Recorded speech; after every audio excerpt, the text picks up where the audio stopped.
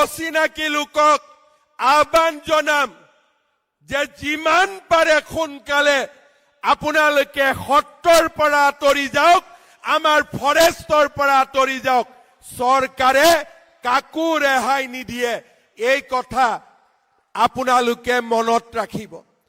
এতিয়া জাতি জাগিছে, জাতি জাগিব, আৰু এই জাতিয়ে শংকৰ মাধৱৰ প্ৰেৰণাৰে এই জাতিক মহাশক্তিলৈ ৰূপান্তৰ কৰিব।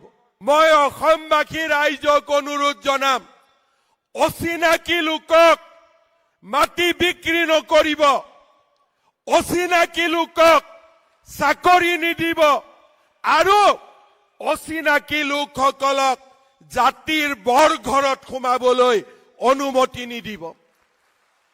যেতিয়া আমি জাতীয় সংকল্প লম, অচিনাকি মানুহক মাটি বিক্ৰী নকৰো, অচিনাকি লোকক চাকৰি নিদিও, আৰু অচিনাকি লোকক জাতিৰ বৰঘৰত সোমাবলৈ নিদিও, আপোনালোকে নিজেই দেখা পাব যে এটা দশকৰ ভিতৰতে আমাৰ জাতি মহাশক্তিলৈ ৰূপান্তৰ হ'ব।